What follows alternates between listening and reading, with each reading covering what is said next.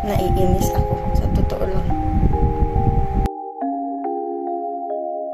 Nanghiram lang ako ng pera kay Ninay. Kasi wala talaga ako, guys. As in, zero. Minsan mahirap din talaga mag-expect.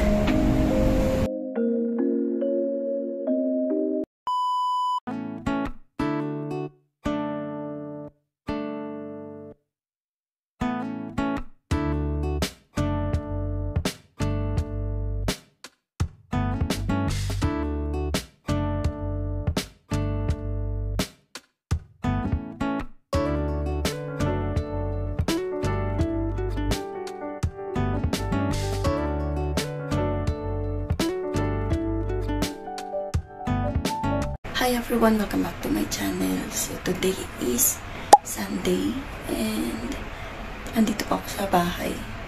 So hindi pa ako nakakalabas kasi hinihintay ko yung sahod ko.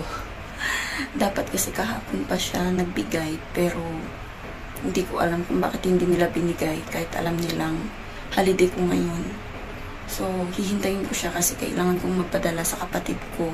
Kasi nandun siya ngayon sa Boracay. Naghahanap sila ng trabaho. So, kung anong oras na ibibigay yung sahod ko, yun din yung oras na makakababa ako mamaya. And then, diretso na ako sa pwesto. And, sana ibigay niya ngayong umaga. So, nagkakape nga pala ako ngayon, guys. Tinala ko yung kape ko dito kasi tinatamad akong umupo sa labas. And wala akong tinapay. Kape tayo, guys. So, nagligpit nga pala ako ng mga sapatos nila sa labas, ng mga kalat. Kasi nga umalis sila kagabi. So, hindi pa pala ako nakapagligo, guys. And, mamaya-maya, pagkatapos ko magkape, maliligo na din ako para pagbigay niya ng sahod ko, is baba na lang ako. So, yun lang naman yung hinintay ko. So guys, 11 na and wala pa din akong sahod. Nakalabas na sila ng bahay and hintayin ko pa hanggang mamaya kung bibigyan nila ako ng sahod para makababa ako. So, hindi ko alam. Pupunta pa akong pwesto mamaya. Naiinis ako, sa totoo lang. Kasi sa dati kong mga amo, never silang na-delay ng isang araw. Lagi silang advance, lalo na kung alam nilang Sunday, the next day, alam nila na holiday ko. Maaga akong lumalabas kapag natama yung holiday ko sa sahuran. Kaya hintayin ko na lang mamaya. Kung hindi man sila magbigay, hindi ako makakalabas, hindi ako makakapunta sa pwesto. So hintayin na lang natin mamaya, guys.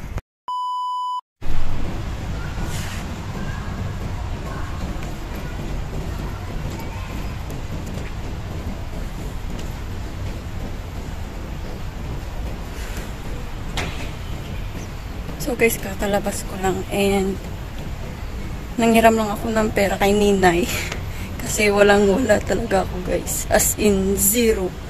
And mamayang gabi pa daw ako sasahuran ng amo ko. So sana kung alam ko lang, hindi ako gumising ng maaga. Minsan mahirap din talaga mag-expect. Kasi masasaktan ka. So, punta na akong pwesto. Kasi nung Sunday, wala ako dun. So, let's go!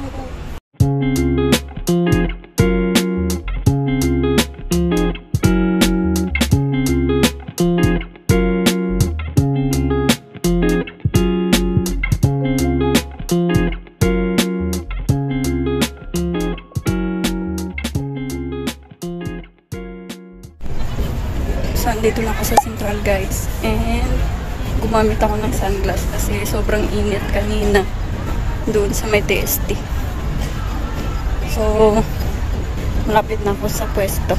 Ay, medyo may kalayuan pa pala. So, ayan. Lakad konti. Buti na lang hindi na ganun kasakit yung araw. Let's go!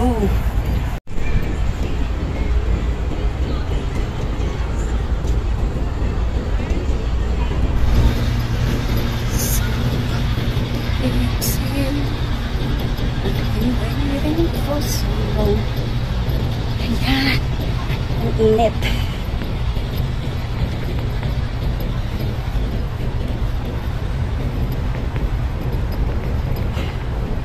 So, next Sunday, hindi ko alam kung labas ko. Kasi, baka pumunta silang Macau. Manunood daw sila ng concert ni Hong Kao. Tapos, baka i-change ni Amo yung holiday ko. Kaya, abangan natin. Let's go, guys.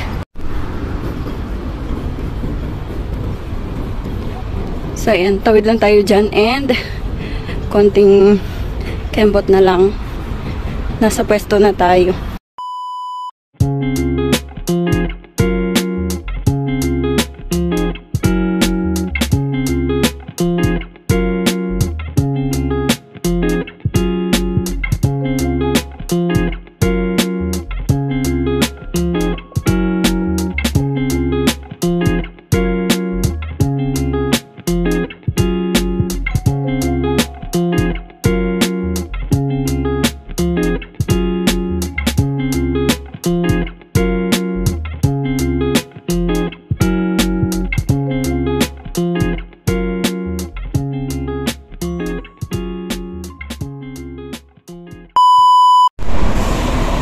Kakababa ko lang sa bus, guys, and 7:58 na ng gabi.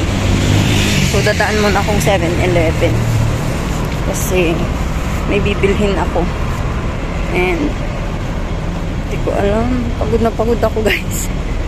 So, ayan, daan muna tayo sa 7-Eleven kasi maaga pa naman. Gusto ko sanang dumiretso sa market pero